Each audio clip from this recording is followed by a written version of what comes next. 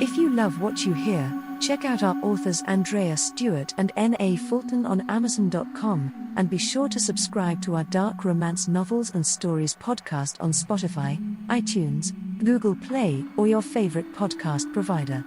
Learn more about us at audioiron.com.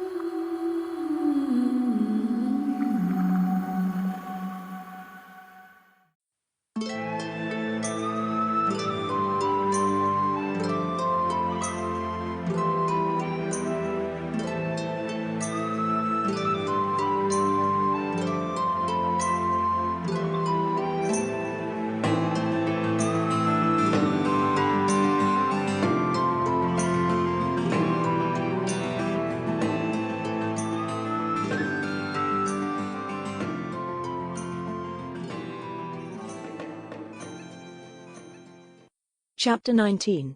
It took all Corwyn's will not to betray her intentions to Black in the days before his departure. She spent many hours talking and cooking with the women in the village, took her meals with him, and shared his bed.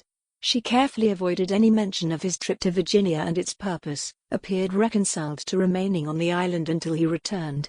But all the while she schemed and plotted, wondering who she could approach who would help her escape confinement and make her way home. 2 days before the tide that would presumably take Devon away from her, she lingered in the shadow of the ship with the other women who were helping to pack the food and livestock their men would consume on the journey.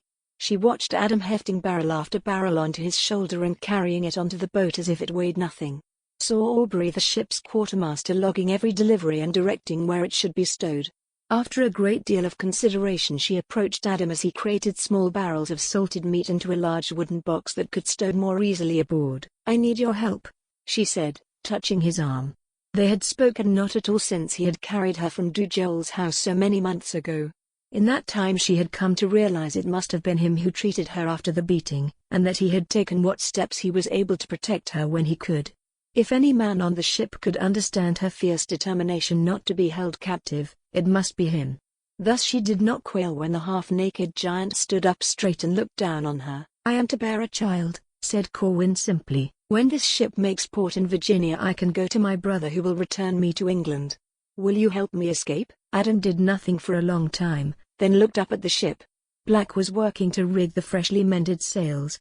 Corwyn knew Adam was thinking of all he could lose if his part in her disappearance was discovered. "If you wish to come with me to Virginia, my brother will reward you for helping me." Adam looked back to her and shook his head sharply as if the offer were an insult. "I'm sorry.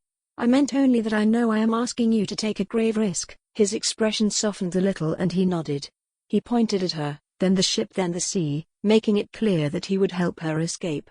Adam's acceptance of her proposal filled her with the most intense feeling of loss and grief she had ever experienced, and simultaneously a feeling of hope that she might truly be able to bear her child in safety and love. "I don't know how I can ever thank you." Adam shook his head and returned to his work loading barrels of meat into a wooden box. Corwyn moved away then, rejoining the women who were working to salt fish and sugar fruit to join all the other supplies in the hold. On the evening before Black was due to depart, he made love to her gently. He caressed the length of her body and explored the waves of hair that cascaded everywhere. Wordlessly, with a feeling of deep regret and sorrow that pierced her bones, Corwyn allowed herself to respond to his touch, to revel in the heat of his sun-kissed skin. The next morning he was up before dawn. Shaking her awake when he was fully dressed, he bent to kiss her farewell. "Goodbye," said Corwyn. Eyes shut, she remained curled up in the remains of the warmth he had left behind. "Goodbye sounds far too serious. This is a swift trip. I'll return in a month with gifts and supplies." "I will miss you very much," she said honestly, feeling tears well. It was hard to keep the grief from her voice. "Really? A few days past you were begging me to let you go home. But now you will miss me?" "Many things can be true at once. I can miss those I love who I left behind, and I can miss those who leave me behind that I—" And here Corwyn stopped, because she had been about to say she could miss those who left her behind who she happened to love. "That you love." Black finished the thought for her and the word hung in the air for a long moment. "Can it be your heart has softened a little toward me after so long? That my endless sins might yet be forgiven? I can hardly imagine such a thing." Corwyn's response came unbidden, the words saying themselves before she could stop them. "My lord, you are very cruel. You mock me for using a word which has no meaning for you but which is my foundation. My brother's love for me, my cousin's love for me, the love of the dead who poured their souls into my bones before you ever knew me. All that is good and kind and worthy in me is born from this thing you believe is a fiction. You think love is a feeling that ebbs, but I know that only love endures. It is everything else on this earth that passes away. One day I fear you will be forced to answer. Are you the beloved son your parents bore? Or are you the monster your uncle made you? She sat up to look at him, saw the startled look on his face, and something very like shame wash over him. He looked, for a long moment, as if he were a child of 6 or 7 caught out for lying. But then his expression became sardonic and a little cold. Well, when I return you can school me further, my lady. Who knows but that you may yet teach me the error of my ways. And then he was gone, striding from the room as if she had ceased to exist and he had the world to conquer. It took Corwyn a long moment to recover from the dressing down she had given him, but then she realized her words were fitting. When he found she was gone in a month or so, perhaps he would recall her words and would consider building his life on love and the future rather than remaining in a life forged in the fires of hate, abuse, and revenge. To avoid thinking of a woman who might one day have a Devon Black who loved her, Corwyn flew from the bed and struggled into the breeches and shirt she had filched from an old trunk of clothes. Black and she both had new lives to begin. Black's 2 trunks were stacked at the foot of the bed, waiting for someone to collect them. Corwyn exited into the hall and darted into the room next door. She retrieved a cask Adam had procured for her last night. Though it was small, she had already tried the fit, and she knew she could comfortably remain within it until she was safely in the hold. A mallet waited inside, so she would require no help getting out. Rolling the cask into the hall, and then into Black's room, Corwyn stumbled into Adam, obviously concerned that she wasn't there to meet him. He helped her into the cask and tapped the lid loosely into place. He made sure that the 2 air holes bored in the top were unobstructed, lest she suffocate during the trip to the ship. Then, Corwyn heard him pick up the first trunk. In a moment he was gone. He returned for the second trunk, and then after a long wait, he came to collect her. Unable to see anything from the cask, Corwyn felt herself carried to the bay where the ship stood ready to sail on the next tide. As she was carried up onto the ship she heard Aubrey the quartermaster say, "Put her in the small hold with the fine goods and mind nothing else gets put on top." Corwyn's heart leapt as she realized she had more than one Confederate aboard the ship. Black's first mate and quartermaster was helping her to escape as well. She wanted to weep with relief and with sorrow all at once. This meant she would soon be on her way home and that she would never see Devon Black again. Once she knew she was safely stowed in the hold, Corwyn used her mallet to free the cap on her cask. She resealed it, then darted deeper into the darkness. She found a corner of the hold that had a bed, a small glass-covered port, some clean clothes, a pile of books, and some dried provisions. She could live several days without additional food or water. The mate and Adam had apparently thought of everything. At last, she thought sadly, "I am free." Maya knelt before the cook fire, knees brushing the uneven stones that surrounded the pit, dark hair swinging dangerously close to the flames that licked the hanging cook pot. She ladled a stew of rice, beans, corn and salt pork out of the pot and onto the pair of trenchers that waited by the fire. Then she slid the pot to the side of the pit. She used a stick to expose a broad flat rock lying under the red coals. A wooden bowl to her right contained a flour, water and fat mixture. Taking a piece of the sticky dough she dabbed at the rock, removing dirt and soot from its surface. Moments later she was cooking flat cakes by pressing the dough into the hot stone. When she had finished the task, she piled more wood onto the fire so it would burn until morning. Ben marveled at her expertise.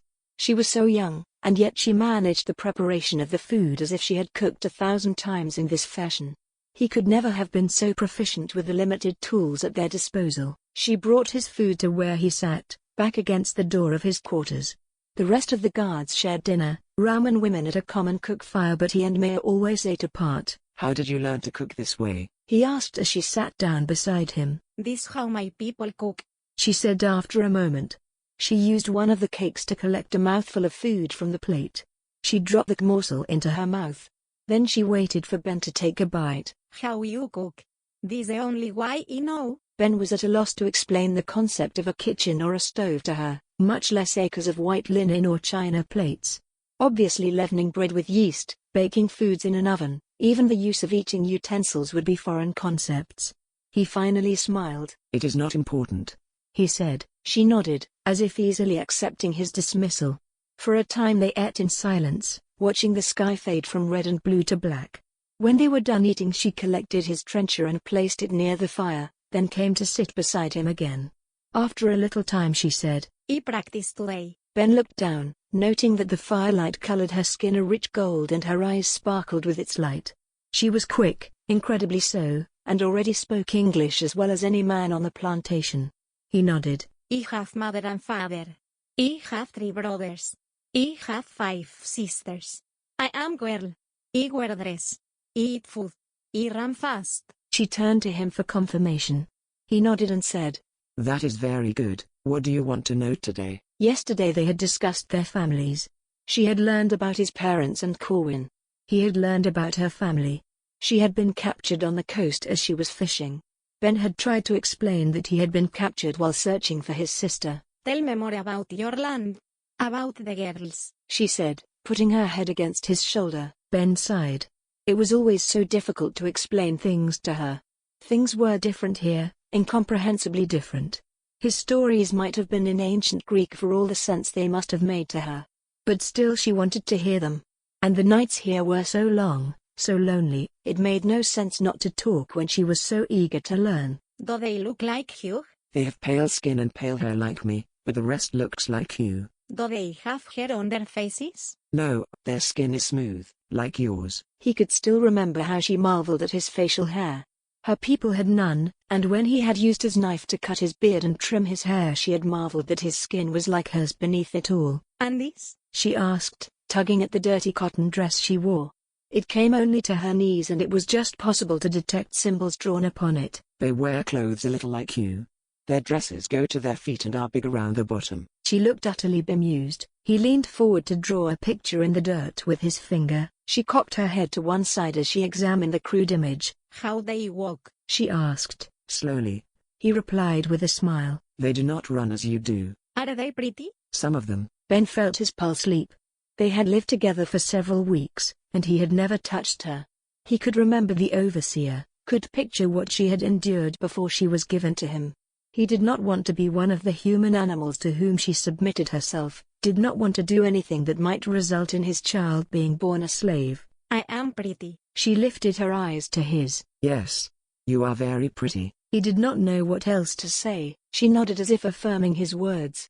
They sat in silence for some time until they saw Manny emerging from the darkness. Without appearing to hurry, Maya rose and entered the cabin. English you smart. Today we work fast with less men, said Manny as he approached.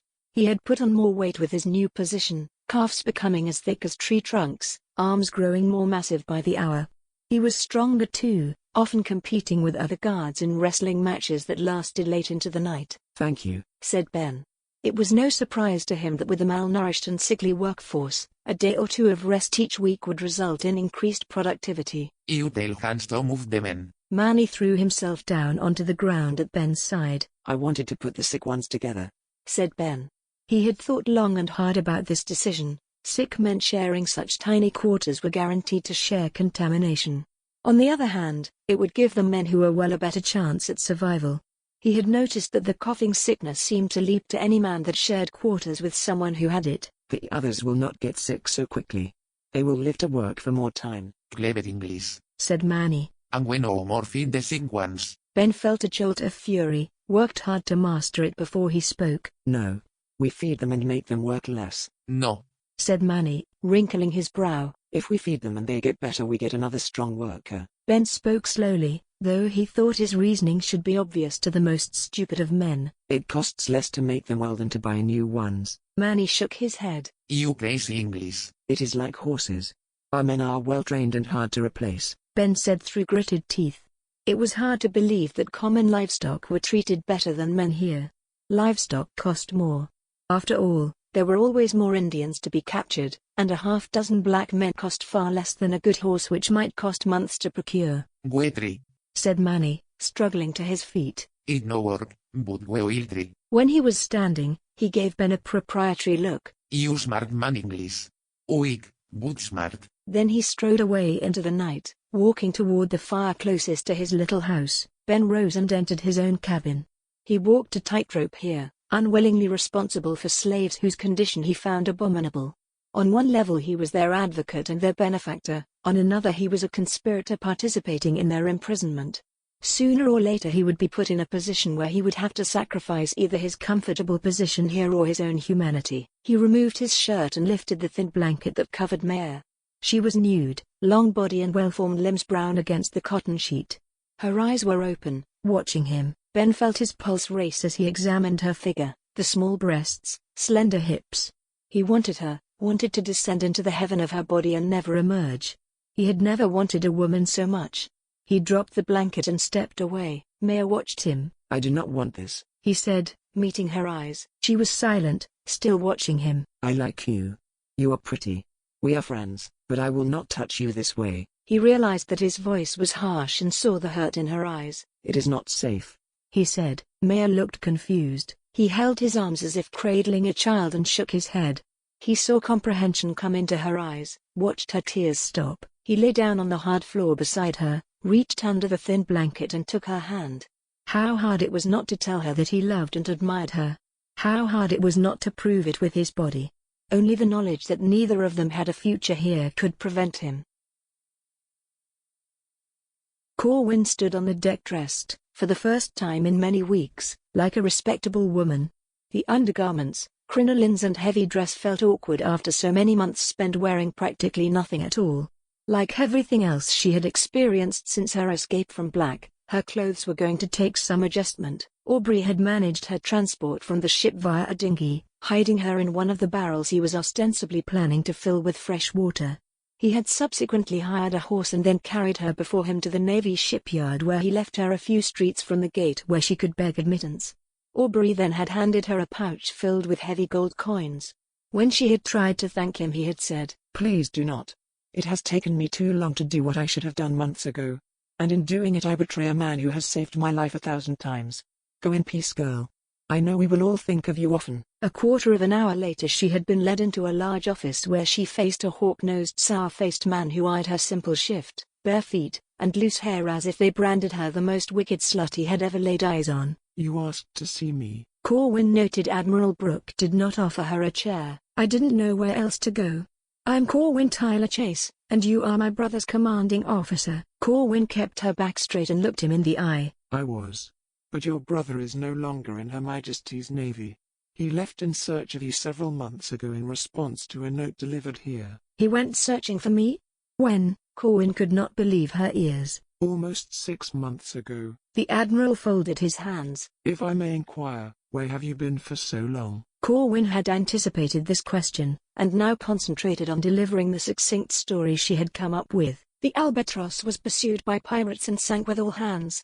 I alone was saved, pulled from the water by the loathsome men who had caused the loss of the crew. She paused, leaving him to imagine her fate aboard the pirate vessel. I was sold to a slave trader in Port Royal, who sold me to a pirate from Barbados. And the names of these pirates you spent so many months with? Admiral Brooke dipped his quill in ink. The captain who took the Albatross was James Fitch. The second, who purchased me, was Edward Jacobs. Those names are unfamiliar. Can you describe these men for me? Yes. Corwyn described 2 of the men who had visited her when she had been held captive by Dujols. Maybe their names and description would not result in a hanging, but it was a chance at revenge she would not pass by. Well, it is good that you have reported this to me. The information is duly noted. Since your brother surrendered his commission, without notice I might add, I am not in a position to do much more than advise you. If you please, sir. The man interrupted her rudely. I imagine you'll want some guidance in booking your passage home. Please see my assistant. He'll help you book passage on the next ship. I am assuming you have the funds required to cover your travel and some decent clothing. Corwyn thought of her pouch of coins. They had looked to be all gold. Out of respect for the man I thought your brother was, and as a courtesy to your position, I will see you on a safe ship.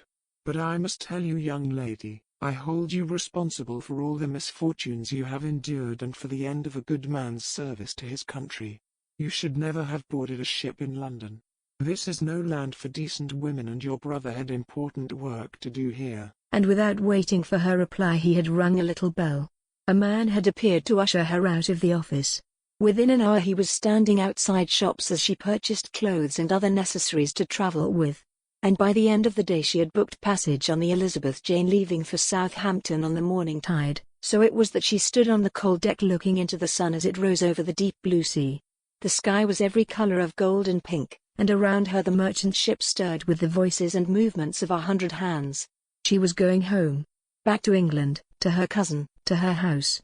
It felt very much like she was leaving parts of her soul behind her. Where was Ben? Had he really sailed after her to Port Royal? Her heart quailed at the thought of him there. And Black. She could imagine him aboard his ship, confident he would find her when he returned home. He would be first astonished and then furious that he had been betrayed. But she knew she had a responsibility to put herself and Black's child first. She was carrying a bastard, child of a pirate and a murderer, and only at Chase could she be delivered safely and protect the child of love in her womb. She could only imagine what the woman on the ship would think of her, traveling entirely alone. She knew they would wonder at her brown skin and sun-bleached hair. But she would keep to herself, eat meals alone, and live for London, where she could turn to Christina for help getting back to Chase Manor.